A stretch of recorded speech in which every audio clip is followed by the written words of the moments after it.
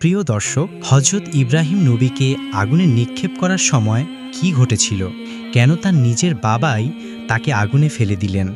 সেদিন ফেরেশতারা কেন তাকে আগুনে পড়া থেকে বাধা দিতে চাইলেন এবং সাহায্য করতে চেয়েছিলেন? কিন্তু ইব্রাহিম আলাইহিসসালাম কেন ফেরেশতাদের সাহায্য নিলেন না? কেন তাদের ফিরে যেতে বললেন? তারপর আগুন কিভাবে আল্লাহর নির্দেশে জান্নাতের বাগানে রূপ নিল?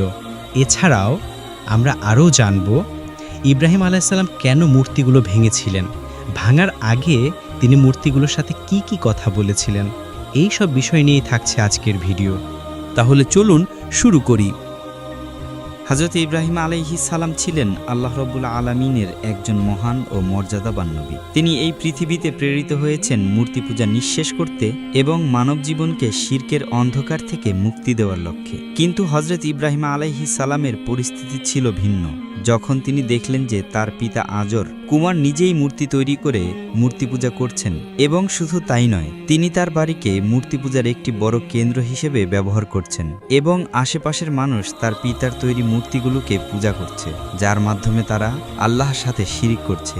হযরত ইব্রাহিম আলাইহিস সালাম যখন এই দৃশ্যটি প্রত্যক্ষ করলেন, তখন তিনি নিজেকে আর সংযত রাখতে পারলেন না। তিনি মনে মনে ভাবলেন তার পিতাকে মূর্তি পূজার এই কুফরি থেকে রক্ষা করা জরুরি এবং তাকে একমাত্র আল্লাহ রাব্বুল আলামিনের ইবাদতের দিকে আহ্বান করবেন। ইব্রাহিম আলাইহিস সালাম তার পিতাকে মূর্তি পূজা থেকে রক্ষা করার জন্য কি কি উপদেশ দিয়েছিলেন এবং সেই উপদেশগুলো কিভাবে দিয়েছিলেন, মহান আল্লাহ রাব্বুল আলামিন সেই কথাগুলিকে সূরাতুল মরিয়মের 41 থেকে 48 নম্বর আয়াতে অত্যন্ত চমৎকারভাবে উল্লেখ করেছেন। যখন ইব্রাহিম আলাইহিস সালাম তার পিতাকে বললেন, হে আমার পিতা, কেন আপনি এমন জিনিসের উপর উপাসনা করেন যে শুনতে পারে না, দেখতে পারে না এবং যে আপনার কোনো উপকারও করতে পারে না? হে আমার পিতা, নিশ্চয়ই আমার নিকটে যে জ্ঞান এসেছে তা আপনার নিকটে আসেনি। অতএব আপনি আমাকে অনুসরণ করুন, আমি আপনাকে সরল পথ প্রদর্শন করব। হে আমার পিতা, আপনি শয়তানের উপাসনা করবেন না। নিশ্চয়ই শয়তান আল্লাহ রাব্বুল আলামিনের অবাধ্য। নিশ্চয়ই আমি আশঙ্কা করছি আল্লাহ রাব্বুল আলামিনের শাস্তি আপনাকে স্পর্শ করবে এবং আপনি শয়তানের বন্ধু হয়ে যাবেন। হযরত ইব্রাহিম আলাইহিস সালামের এই কথা শুনে তার পিতা বলল, হে ইব্রাহিম, তুমি কি আমার উপাস্যদেরকে অবজ্ঞা করছো? যদি তুমি এইরূপ কথা বলা থেকে বিরত না হও, তবে অবশ্যই আমি তোমাকে পাথরের আঘাতে চূর্ণ বিচূর্ণ করে দেব। আর এখন তুমি আমাকে একা ছেড়ে দাও। হযরত ইব্রাহিম আলাইহিস সালাম তার পিতার কথা শুনে বলেছিলেন, আপনার প্রতি শান্তি বর্ষিত হোক। শীঘ্রই আমি আপনার জন্য আমার প্রতিপালকের নিকটে ক্ষমা প্রার্থনা করব এবং তিনি আমার প্রতি স্নেহশীল। হে আমার পিতা, আমি আপনাকে এবং আপনি আল্লাহ ব্যতীত যাকে আহ্বান করেছেন তাকে পরিত্যাগ করে চলে যাব এবং আমি আমার প্রতিপালক আল্লাহের আহ্বান করব। নিশ্চয়ই আমি আমার স্বীয় প্রতিপালকের আহ্বান করে বঞ্চিত হব না। হযরত ইব্রাহিম আলাইহিস সালাম এইভাবে তার পিতাকে অনেকগুলি উপদেশ ও অনুরোধ করলেন, কিন্তু তারপরেও তার পিতা মূর্তি পূজা ছাড়তে রাজি হলো না। হযরত ইব্রাহিম আলাইহিস সালাম যখন তার পিতার ব্যাপারে সম্পূর্ণরূপে নিরাশ হয়ে গেলেন, তখন তিনি ভাবলেন তার সম্প্রদায়ের মূর্তি পূজাকারীদের উপদেশ দিবেন। এরপর একদা তিনি তার সম্প্রদায়কে আল্লাহ রাব্বুল আলামিনের একত্ববাদের দিকে আহ্বান করার জন্য একটি জায়গায় একত্র করলেন। ইব্রাহিম আলাইহিস সালাম তার সম্প্রদায়কে তখন কি বলেছিলেন? আল্লাহ রাব্বুল আলামিন এই কথাগুলি সূরাতুল পারার 59 থেকে 89 নম্বর আয়াতে অত্যন্ত চমৎকারভাবে উল্লেখ করেছেন। আল্লাহ রাব্বুল আলামিন বলেন, হযরত ইব্রাহিম আলাইহিস সালাম তার সম্প্রদায় ও তার পিতাকে বললেন, তোমরা কিসের পূজা করছো? তারা বলল, আমরা মূর্তিসমূহের পূজা করছি এবং এদের নিকটে অনবরত নিষ্ঠার সাথে বসে থাকি। হযরত ইব্রাহিম আলাইহিস সালাম তখন তাদেরকে বললেন, যখন তোমরা তাদেরকে ডাকো, তারা কি তোমাদের কথা শোনে? তারা কি তোমাদের কোনো উপকার কিংবা ক্ষতি করতে পারে? তারা তখন বলল, না। অতঃপর তারা বলল, তবে আমরা আমাদের পূর্বপুরুষদেরকে এই কাজ করতে দেখে এসেছি। তখন হযরত ইব্রাহিম আলাইহিস সালাম বললেন, তোমরা কিভাবে দেখেছো? জেনে রাখো, তোমরা যাদের পূজা করো এবং তোমাদের পূর্বপুরুষরা যাদের পূজা করে, এগুলো সব আমার শত্রু। একমাত্র আল্লাহ রাব্বুল আলামিন ব্যতীত, যিনি আমাকে সৃষ্টি করেছেন এবং তিনি আমাকে সৎপথ প্রদর্শন করেছেন, তিনি আমাকে খাদ্য দান করেন এবং পানীয় দান করেন এবং যখন আমি অসুস্থ হয়ে পড়ি, তখন তিনি আমাকে সুস্থতা দান করেন। আর তিনিই সেই সত্তা যিনি আমাকে মৃত্যু দান করবেন, অতঃপর আবার জীবিত করবেন, এবং তার নিকটে আমি এই আশা রাখি যে আমার ত্রুটি বিচ্যুতিগুলো তিনি কিয়ামতের দিন ক্ষমা করে দিবেন। হে আমার প্রতিপালক, আপনি আমাকে প্রজ্ঞা দান করুন এবং আমাকে ধৈর্যশীলদের অন্তর্ভুক্ত করুন, আর পরবর্তী লোকদের মধ্যে আমার কথাবার্তা সত্য রাখুন। হে আমার প্রতিপালক, আমাকে জান্নাতুল নাঈমের অংশে অন্তর্ভুক্ত করুন, আর আমার পিতাকে ক্ষমা করুন, তিনি পথভ্রষ্টদের মধ্যে রয়েছেন। আর যেই দিন সকলে পুনরায় জীবিত হয়ে উঠবে, সেই দিন আমাকে লজ্জিত করবেন না, যেদিন ধন সম্পদ এবং সন্তান সন্ততি কোনো উপকারে আসবে না। কিন্তু যে ব্যক্তি আল্লাহর দরবারে সুস্থ অন্তর নিয়ে আসবে, সেই ব্যক্তি সফল কাম হবে। হযরত ইব্রাহিম আলাইহিসসালাম তার সম্প্রদায়কে এত কথা বোঝানোর পরেও তারা তাকে উত্তর দিল, তুমি আমাদেরকে যতই উপদেশ দাও না কেন, আমরা কোনোদিন আমাদের পূর্বপুরুষদের করা মূর্তি পূজা ছেড়ে দিব না। এটা আমাদের রক্ত মাংসের সাথে মিশে গেছে। অতএব তুমি তোমার বৃথা চেষ্টা পরিবর্তন করো এবং আমাদেরকে আমাদের অবস্থার উপর ছেড়ে দাও। হযরত ইব্রাহিম আলাইহিসসালাম তার সম্প্রদায়ের এই কথা শুনে অনেক নিরাশ হয়ে পড়লেন। তখন তিনি যা বলেছিলেন আল্লাহ রাব্বুল আলামিন সূরাতুল আম্বিয়ার ৭৯ নম্বর আয়াতে উল্লেখ করে বলেছেন। হযরত ইব্রাহিম আলাইহিসসালাম তার সম্প্রদায়ের কথা শুনে বললেন, আমি আমার চেহারা সেই প্রতিপালকের দিকে ফিরিয়ে নিলাম, যিনি আসমান ও জমিন সৃষ্টি করেছেন, এবং আমি মুশরিকদের অন্তর্ভুক্ত নই। এরপর হযরত ইব্রাহিম আলাইহিসসালাম একা একা ভাবতে লাগলেন কিভাবে অবাধ্য সম্প্রদায়কে শিক্ষা দেয়া যায় এবং কিভাবে তাদেরকে বোঝানো যায় আসলে মূর্তিগুলোর কোনো ক্ষমতা নেই।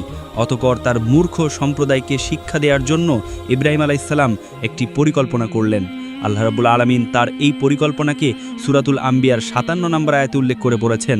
ইব্রাহিম আলাইহিসসালাম বললেন, এবং আল্লাহর শপথ, তোমরা পৃষ্ঠ প্রদর্শন করে চলে গেলে আমি তোমাদের মূর্তিদের অনিষ্ট করব। ইব্রাহিম আলাইহিসসালামের মূর্তিপূজক সম্প্রদায় তাদের সকল মূর্তিগুলোকে একটি মন্দিরের মধ্যে অত্যন্ত চমৎকারভাবে সাজিয়ে রেখেছিল। হযরত ইব্রাহিম আলাইহিসসালাম পরিকল্পনা করলেন, কোনোদিন যদি আমি সুযোগ পাই তাহলে মূর্তিগুলোকে ভেঙে চূর্ণ বিচূর্ণ করে দেব। কিন্তু অনেক দিন ধরে তিনি সেই সুযোগ পাচ্ছেন না। অতঃপর আল্লাহ রাব্বুল আলামিন তাকে সেই সুযোগ দান করলেন। ঘটনাটি ছিল এইরূপ, সেই যুগে হযরত ইব্রাহিম আলাইহিসসালামের সম্প্রদায় একটি মেলায় যেত। সেই মেলাটি বছরে একবার বসত। হযরত ইব্রাহিম আলাইহিসসালামের সম্প্রদায়ের লোকেরা তার কাছে এসে বলল, হে ইব্রাহিম, চলো, তুমিও আমাদের সাথে মেলায় যাবে। তাদের প্রশ্নের জবাবে হযরত ইব্রাহিম আলাইহিসসালাম কি উত্তর দিয়েছিলেন আল্লাহ রাব্বুল আলামিন সূরাতুস সাফফাতের ৮৮ এবং ৮৯ নম্বর আয়াতে চমৎকারভাবে তা উল্লেখ করেছেন। আল্লাহ রাব্বুল আলামিন বলেন, অতঃপর ইব্রাহিম আলাইহিসসালাম তারকাপুঞ্জের দিকে দৃষ্টি নিক্ষেপ করলেন এবং তিনি বললেন, আমি অসুস্থ। যখন তিনি তার সম্প্রদায়ের কাছে অসুস্থতার কথা বললেন, তখন তার সম্প্রদায় তার কাছ থেকে চলে গেল। প্রিয় দর্শক, অনেকের মনে হতে পারে হযরত ইব্রাহিম আলাইহিসসালাম তাদের কাছে মিথ্যা কথা বলেছিলেন, কিন্তু গভীর দৃষ্টিতে তাকালে ইব্রাহিম আলাইহিসসালামের এই কথাটি মিথ্যা ছিল না। কেননা বাস্তবে তার সম্প্রদায়ের এই করুণ অবস্থা দেখে তিনি মানসিকভাবে অত্যন্ত অসুস্থ ছিলেন। আর সেই মানসিক অসুস্থতার কথাই হযরত ইব্রাহিম আলাইহিসসালাম তার সম্প্রদায়ের কাছে ব্যক্ত করেছিলেন। অতঃপর যখন তার সম্প্রদায়ের লোকেরা সকলে মেলায় চলে গেল, তখন হযরত ইব্রাহিম আলাইহিসসালাম তার হাতে একটি কুঠার নিয়ে সেই মন্দিরে প্রবেশ করলেন। প্রবেশ করে তিনি দেখতে পেলেন অসংখ্য মূর্তি সাজানো রয়েছে, আর সেই মূর্তিগুলোর সামনে রাখা আছে হরেক রকমের খাবার। হযরত ইব্রাহিম আলাইহিসসালাম মূর্তিগুলোকে কি বলেছিলেন, আল্লাহ রাব্বুল আলামিন সেই কথাগুলোকে সূরা সফফাতে ৯১ থেকে ৯৩ নম্বর আয়াতে অত্যন্ত চমৎকারভাবে উল্লেখ করেছেন। আল্লাহ রাব্বুল আলামিন বলেন, অতঃপর হযরত ইব্রাহিম আলাইহিসসালাম মূর্তিগুলোকে বলল, তোমরা খাচ্ছ না কেন? তোমাদের কি হলো? তোমরা কথা বলছো না কেন? অর্থাৎ আল্লাহ রাব্বুল আলামিন বোঝাতে চেয়েছেন, যখন হযরত ইব্রাহিম আলাইহিসসালাম দেখলেন মূর্তিগুলোর সামনে অনেকগুলো খাবার রাখা আছে, তিনি মূর্তিগুলোকে ব্যঙ্গ করে বললেন, ওহে মূর্তিরা, আমি তো শুনেছি তোমরা নাকি জীবিত মূর্তি, তাহলে তোমাদের সামনে এতগুলো সুন্দর সুন্দর খাবার রাখা আছে, তোমরা এই সুন্দর খাবারগুলো খাচ্ছ না কেন? তোমাদের সামনে রাখা খাবারগুলি খাও, এগুলি তো নষ্ট হয়ে যাচ্ছে। কি হলো, তোমরা নড়াচড়া করছো না কেন? আমি যে এতগুলো কথা তোমাদেরকে বলছি, তোমরা কথাগুলোর উত্তর দিচ্ছ না কেন? হযরত ইব্রাহিম আলাইহিসসালাম ভালো করে জানতেন এই মূর্তিগুলোর কোনো প্রাণ নেই এবং তাদের কথা বলার কোনো ক্ষমতা নেই, কিন্তু তিনি তাদের অসারতা প্রমাণ করার জন্য তাদের সামনে কথাগুলি বলেছিলেন। হযরত ইব্রাহিম আলাইহিসসালাম যখন দেখলেন মূর্তিগুলো খাবার খাচ্ছে না এবং তার কথার কোনো উত্তর দিচ্ছে না, তখন তিনি বললেন, ও আচ্ছা, তাহলে তোমরা আমার কথার কোনো উত্তর দিবে না? তবে আবার জেনে রেখো, আমি তোমাদের সকলকে চূর্ণ বিচূর্ণ করে দেব। আর আমি শুনেছি তোমরা নাকি মানুষকে বিপদ আপদ থেকে রক্ষা করো, কিন্তু হে মূর্তিগুলি, তোমরা জেনে রাখো কিছুক্ষণের মধ্যেই তোমাদের উপর নেমে আসবে এক মহাবিপদ। তোমাদের যদি ক্ষমতা থাকে তাহলে আমার হাত থেকে নিজেদেরকে রক্ষা করে দেখাও। অতঃপর হযরত ইব্রাহিম আলাইহিসসালাম সকল মূর্তিগুলোকে ভেঙে চূর্ণ বিচূর্ণ করে দিলেন। এরপর তিনি তার হাতের কুঠারটিকে বড় মূর্তিটির ঘাটে লটকিয়ে রাখলেন। অতঃপর তিনি সেই মূর্তি ঘর থেকে বিদায় গ্রহণ করলেন। আল্লাহ রাব্বুল আলামিন হযরত ইব্রাহিম আলাইহিসসালামের এই ঘটনাটি সূরাতুল আম্বিয়ার 58 নম্বর আয়াতে উল্লেখ করে বলেছেন, অতঃপর তিনি মূর্তিগুলোকে চূর্ণ বিচূর্ণ করে দিলেন, তবে বড় মূর্তিটিকে ছাড়া, যাতে তার সম্প্রদায়ের লোকেরা তার কাছে প্রত্যাবর্তন করতে পারে। ইব্রাহিম আলাইহিসসালামের সম্প্রদায়ের লোকেরা যখন মেলা থেকে ফিরে এসে তাদের মূর্তি ঘরে প্রবেশ করল, তখন তারা তাদের মূর্তিগুলোর অবস্থা দেখে হতবাক হয়ে গেল। রাগে তারা কি করবে ভেবে পাচ্ছিল না। হযরত ইব্রাহিম আলাইহিসসালামের সম্প্রদায়ের তখনকার অবস্থা আল্লাহ রাব্বুল আলামিন সূরাতুল আম্বিয়ার 59 থেকে 60 নম্বর আয়াতে অত্যন্ত চমৎকারভাবে উল্লেখ করেছেন। আল্লাহ রাব্বুল আলামিন বলেন, মূর্তিগুলোর অবস্থা দেখে তারা বলল, আমাদের মূর্তিগুলোর প্রতি এরূপ ব্যবহার কে করল? নিশ্চয় সে অত্যাচারীদের অন্তর্ভুক্ত। তখন কতিপয় লোক বলল, আমরা একজনকে তাদের ব্যাপারে বিরূপ মন্তব্য করতে শুনেছি, আর তাকে ইব্রাহিম বলা হয়ে থাকে। তখন তারা বলল, অতএব তাকে জনসম্মুখে উপস্থিত করা হবে, যেন তারা সাক্ষ্য প্রদান করতে পারে। এরপর হযরত ইব্রাহিম আলাইহিসসালামকে সেখানে ডেকে নিয়ে আসা হলো।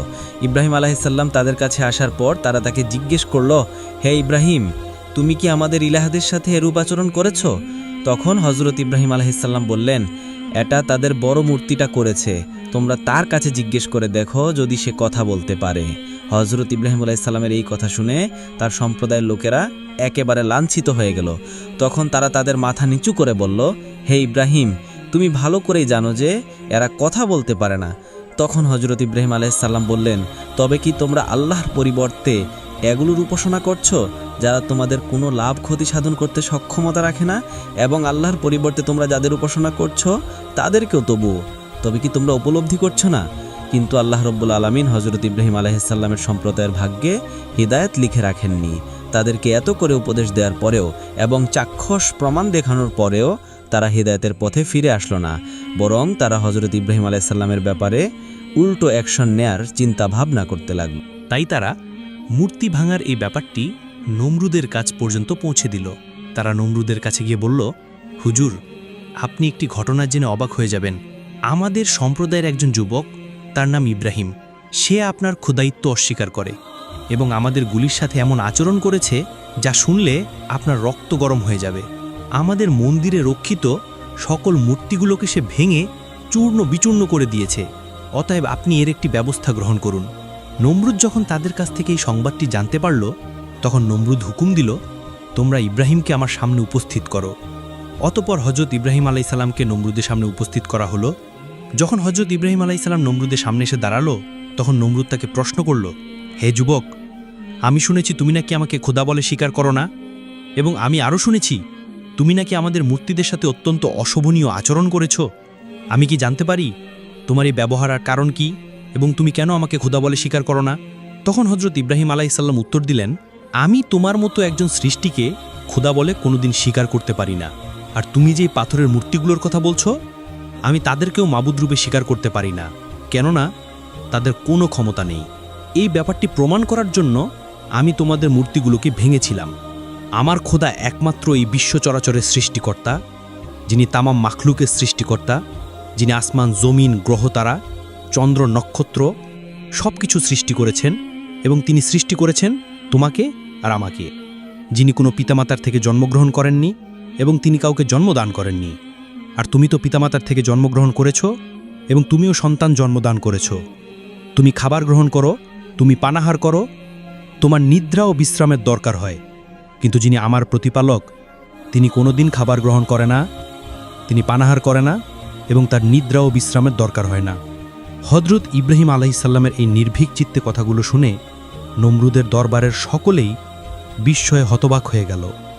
অতঃপর নমরুদ বলল, আমি ছাড়া যদি তোমাদের অন্য কোনো ইলাহ থাকে, তাহলে তুমি তার এমন কিছু গুণাবলী বর্ণনা করো যেগুলি আমার মাঝে নেই। নমরুদের এই কথা শুনে হযরত ইব্রাহিম আলাইহিসসালাম কি উত্তর দিয়েছিলেন, এই কথাগুলো আল্লাহ রাব্বুল আলামিন সূরাতুল বাকারার 258 নম্বর আয়াতে অত্যন্ত চমৎকারভাবে বর্ণনা করেছেন। হযরত ইব্রাহিম আলাইহিসসালাম তখন বলেছিলেন, তিনি আমার প্রতিপালক, যিনি জীবন এবং মৃত্যু দান করেন। ইব্রাহিম আলাইহিসসালামের এই কথা শুনে নমরুদ বলল, আমিও তো জীবন দান করতে পারি এবং মৃত্যু দান করতে পারি। এই বলে নমরুদ তার একজন নিরপরাধ প্রজাকে ধরে আনতে বলল। অতঃপর সে জল্লাদকে হুকুম দিল, তুমি এই লোকটির গর্দান উড়িয়ে দাও। নমরুদের হুকুমে জল্লাদ সাথে সাথে লোকটির গর্দান উড়িয়ে সেখানে তার প্রাণ সংহার করে ফেলল। এরপর নমরুদ তার কারাগার থেকে একজন ফাঁসির আসামিকে ডেকে নিয়ে আসলো। এরপর তাকে বলল, যাও, তোমাকে আমি মুক্ত করে দিলাম, তুমি আজ থেকে মুক্ত ও স্বাধীন। এই কাজ করার পর নমরুদ হযরত ইব্রাহিম আলাইহিসসালামকে বলল, দেখলে তো ইব্রাহিম, আমি চাইলে কাউকে জীবনদান করতে পারি, আর চাইলে কাউকে মৃত্যুদান করতে পারি। অতপর নমরুদ বলল, তোমার সেই প্রভুর থেকে আমি কোন দিক থেকে পিছিয়ে? বলো হে ইব্রাহিম। নমরুদের এই কর্মকাণ্ড দেখে হযরত ইব্রাহিম আলাইহিসসালাম বুঝতে পারলেন, এই ব্যক্তির চেয়ে নির্বোধ ও মূর্খ এই পৃথিবীর জমিনে আর কেউ নেই। প্রকৃতপক্ষে সে বুঝতে পারেনি জীবন এবং মৃত্যুর হাকিকত কি। তাই হযরত ইব্রাহিম আলাইহিসসালাম তার সাথে এটা নিয়ে তর্ক না করে অন্য একটি যুক্তি তার সামনে উপস্থাপন করলেন। আল্লাহর নবী হযরত ইব্রাহিম আলাইহিসসালাম বললেন, আমার মহান প্রতিপালক প্রতিদিন সূর্যকে পূর্ব দিক থেকে উদিত করে। হে নমরুদ, তুমি যদি পারো এবং যদি তোমার শক্তি থাকে, তাহলে তুমি সেই সূর্যকে পশ্চিম দিক থেকে উদিত করে দেখাও। হযরত ইব্রাহিম আলাইহিসসালামের এই কথা শুনে নমরুদের কি অবস্থা হয়েছিল আল্লাহ রাব্বুল আলামিন তা বর্ণনা করেছেন এইভাবে। অতঃপর নির্বাক হয়ে গেল সেই কাফের, এবং ইব্রাহিম আলাইহিসসালামের এই কথার কোনো উত্তর ছিল না তার কাছে। নমরুদ যখন বুঝতে পারল এই যুবকের সাথে বেশি তর্ক বিতর্ক করলে তার খোদাইত্বের দাবি হুমকির মুখে পড়ে যাবে, তখন সে বলল, এই যুবককে অন্ধকূপে বন্দী করে রাখো, আমরা তার ব্যাপারে পরবর্তী পদক্ষেপ নিয়ে আলোচনা করব। নমরুদের হুকুমে হযরত ইব্রাহিম আলাইহিসসালামকে অন্ধকার কুঠুরিতে বন্দী করে রাখা হলো। এরপর নমরুদ তার সভার সদস্যদের সাথে পরামর্শ করতে লাগলো ইব্রাহিম আলাইহিসসালামের ব্যাপারে কি করা যায়, কিভাবে তাকে একটি দৃষ্টান্তমূলক শাস্তি দেয়া যায়। নমরুদের সভা সদস্যদের মধ্যে একজন বলল, বাচ্চা নমরুদ, আমরা তাকে কতল করে ফেলি। কিন্তু এ প্রস্তাব এই নমরুদের কাছে পছন্দ হলো না। অপর একজন বলল, বাচ্চা নমরুদ, আমরা তাকে জনসম্মুখে অগ্নিকুণ্ডে প্রজনিত করে হত্যা করি, এর মাধ্যমে সকলে একটি দৃষ্টান্তমূলক শিক্ষা গ্রহণ করবে, আর ভবিষ্যতে এই রকম গুরুতর অপরাধ করার সাহস কেউ করবে না। এই প্রস্তাবটি নমরুদের কাছে অত্যন্ত পছন্দনীয় হলো। অতপর সে তার পূর্ণ রাজ্যে ঘোষণা করে দিল, তোমরা অগ্নিকুণ্ড প্রজ্বলিত করার জন্য কাঠ সংগ্রহ করো। নমরুদের হুকুমে তার রাজ্যের প্রজারা বিশাল একটি খোলা ময়দানে অগ্নিকুণ্ড প্রজ্বলিত করার জন্য কাঠ সংগ্রহ করতে থাকল। অনেক দিন যাবৎ কাঠ সংগ্রহের কাজ চলতে থাকল। যখন সেই অগ্নিকুণ্ড প্রজ্বলিত করার জন্য পর্যাপ্ত পরিমাণ কাঠ একত্রিত হয়ে গেল, তখন নমরুদের হুকুমে সেই কাঠগুলোতে আগুন প্রজ্বলিত করা হলো, আর সাথে সাথে দাউদাউ করে আগুন জ্বলে উঠল। বর্ণিত আছে, সেই আগুনের উত্তাপ এবং সেই আগুনের প্রজ্বলন এতই তীব্র ছিল যে তার 1 মাইল উপর দিয়ে কোনো পাখি উড়ে গেলে সে আগুনের তাপে বিস্মিত হয়ে আগুনে নিক্ষিপ্ত হতো। এরপরে নমরুদের সৈন্যরা হযরত ইব্রাহিম আলাইহিসসালামকে সেই অগ্নিকুণ্ডে নিক্ষেপ করতে চাইল, কিন্তু তারা একটি গুরুতর সমস্যার সম্মুখীন হলো, কেননা আগুনের উত্তাপ এতি তীব্র ছিল যে আগুনের পাশে গিয়ে হযরত ইব্রাহিম আলাইহিসসালামকে আগুনে নিক্ষেপ করবে তার সুযোগও তারা পাচ্ছিল না। শয়তান যখন দেখল তার অনুসারীগণ একটি মহা বিপদে পড়ে গেছে, তখন সে ভাবতে লাগলো, এদেরকে এখন সাহায্য করাই তো আমার শয়তানি দায়িত্ব। তাই শয়তান একজন ভালো মানুষের আকৃতিতে নমরুদের সৈন্যদের কাছে এসে বলল, সৈন্যরা, তোমরা যদি ইব্রাহিমকে অগ্নিকুণ্ডে নিক্ষেপ করতে চাও, তাহলে তার জন্য একটি নিক্ষেপণ যন্ত্র নির্মাণ করো এবং সেই নিক্ষেপণ যন্ত্রের সাহায্যে তোমরা ইব্রাহিমকে অগ্নিকুণ্ডে নিক্ষেপ করতে পারবে। শয়তানের কথা মতো নমরুদের সৈন্যরা ইব্রাহিম আলাইহিসসালামকে অগ্নিকুণ্ডে নিক্ষেপ করার জন্য একটি যন্ত্র প্রস্তুত করবে। অতঃপর তাকে অগ্নিকুণ্ডে নিক্ষেপ করার জন্য যখন তারা সেই যন্ত্রের উপরে তাকে উঠালো এবং যখন তারা ইব্রাহিম আলাইহিসসালামকে অগ্নিকুণ্ডে নিক্ষেপ করার মনস্থ করল, ঠিক সেই সময় আল্লাহর ফেরেশতারা নিক্ষেপণ যন্ত্রটি চেপে ধরল। অতঃপর অনেক চেষ্টা করেও নমরুদের সৈন্যরা হযরত ইব্রাহিম আলাইহিসসালামকে আগুনে নিক্ষেপ করতে সক্ষম হচ্ছিল না। শয়তান যখন দেখল তার অনুসারীগণ আরও একটি নতুন বিপদের সম্মুখীন হয়েছে, তখন সে আবার একজন ভালো মানুষের আকৃতিতে তার সামনে এসে বলল, তোমরা যদি কিয়ামত পর্যন্ত চেষ্টা করেও তারপরেও ইব্রাহিমকে অগ্নিকুণ্ডে নিক্ষেপ করতে পারবে না, কেননা আল্লাহর অসংখ্য ফেরেশতা এই নিক্ষেপ করার যন্ত্রটি চেপে ধরেছে। অতএব তোমরা একটা কাজ করো, 40 জন যুবকের সাথে 40 জন যুবতীর এই স্থানে প্রকাশ্যে জিনার ব্যবস্থা করে দাও, তাহলে তোমরা দেখবে তোমাদের উদ্দেশ্য সফল হয়েছে। শয়তানের পরামর্শ মোতাবেক সেই স্থানে 40 জন যুবকের সাথে 40 জন যুবতীর জিনার ব্যবস্থা করে দেয়া হলো।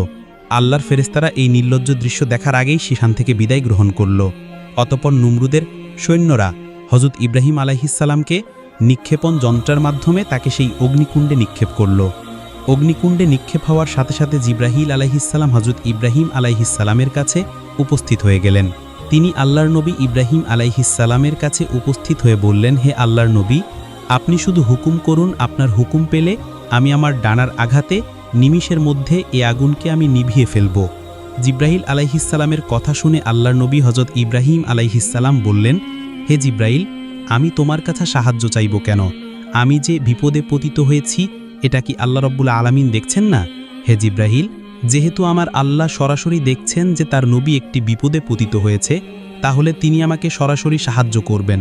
আমি সেই আল্লাহ ছাড়া পৃথিবীর অন্য কোনো মাখলুকের সাহায্য কামনা করি না। আল্লাহ যদি চান তাহলে তিনি আমাকে এই অগ্নিকুণ্ড থেকে রক্ষা করবেন, আর যদি তিনি চান যে ইব্রাহিম এই অগ্নিকুণ্ডের মধ্যে প্রজ্বলিত হয়ে মারা যাবে, তাহলে আমি আল্লাহর চাওয়ায় সন্তুষ্ট রয়েছি। ইব্রাহিম আলাইহিস সালামের এই কথা শুনে জিব্রাইল আলাইহিস সালাম তার কাছ থেকে বিদায় গ্রহণ করলেন। অতঃপর আল্লাহ রব্বুল আলামিন আগুনকে কি নির্দেশ দিয়েছিলেন সেই ব্যাপারটি সূরা আল আম্বিয়ার ৬৯ নম্বর আয়াতে অত্যন্ত চমৎকারভাবে উল্লেখ করা হয়েছে। আল্লাহ রব্বুল আলামিন আগুনকে বললেন, হে আগুন, তুমি ইব্রাহিমের জন্য শীতল ও শান্তিদায়ক হয়ে যাও। খবরদার হে আগুন, তুমি যদি আমার খলিলের একটি পশমও প্রজ্বলিত করো, তাহলে কিয়ামতের দিন আমার শাস্তি থেকে তোমাকে কেউ রক্ষা করতে পারবে না। আল্লাহ রব্বুল আলামিনের এই নির্দেশ পাওয়ার সঙ্গে সঙ্গেই আগুন হজরত ইব্রাহিম আলাইহিস সালামের জন্য শান্তিদায়ক এবং আরামদায়ক হয়ে গেল। অতঃপর দেখা গেল মুহূর্তের মধ্যেই সেই আগুন বেহেশতের একটি সুন্দর বাগিচায় পরিণত হয়ে গেল। আল্লাহর নবী হজরত ইব্রাহিম আলাইহিস সালাম সেই বাগিচার মাঝে বসে বেহেশতের সুখ স্বাচ্ছন্দ্য ভোগ করতে লাগলেন। হজরত ইব্রাহিম আলাইহিস সালাম তার পরবর্তী জীবনে বলেছিলেন, আমি আমার জীবনের সবচেয়ে সুখের যেই দিনগুলি কাটিয়েছিলাম সেই দিনগুলি ছিল নমরুদের সেই অগ্নিকুণ্ডের ভিতরে। আমি সেই অগ্নিকুণ্ডে বেহেশতের স্বাদ আস্বাদন করেছিলাম। নমরুদ যখন দেখলো হজরত ইব্রাহিম আলাইহিস সালামকে অগ্নি প্রজ্বলিত করলই না, বরং তার জন্য একটি বেহেশতের বাগান পরিণত হয়ে গেল, তখন সে চিন্তা করতে লাগলো, হায়রে, এই ব্যাপারটি যদি সাধারণ মানুষ জানতে পারে তাহলে আমার কর্তৃত্ব হুমকির মুখে পড়ে যাবে। কাজী নমরুদ তার দায়িত্ব রক্ষার জন্য পরবর্তী পদক্ষেপ কি নেওয়া যায় সেই ব্যাপারে চিন্তা ভাবনা করতে লাগলো। দর্শক, এই ছিল ইব্রাহিম আলাইহিস সালামকে অগ্নিকুণ্ডে নিক্ষেপের ঘটনা। আল্লাহ রব্বুল আলামিন আমাদেরকে জাতির পিতা ইব্রাহিম আলাইহিস সালামের মতো মজবুত ঈমানের অধিকারী হওয়ার তৌফিক দান করুন। প্রিয় দর্শক, আজকের এই ঘটনাটি শুধু গল্প নয়, বরং একটি জীবন্ত শিক্ষা। চলুন আমরা সবাই আমাদের জীবনে এই শিক্ষাকে কাজে লাগাই। আল্লাহ যেন আমাদের আমল করার তৌফিক দেন। ভিডিওটি উপকারী মনে হলে লাইক দিন, শেয়ার করুন এবং আমাদের চ্যানেলটি সাবস্ক্রাইব করতে ভুলবেন না।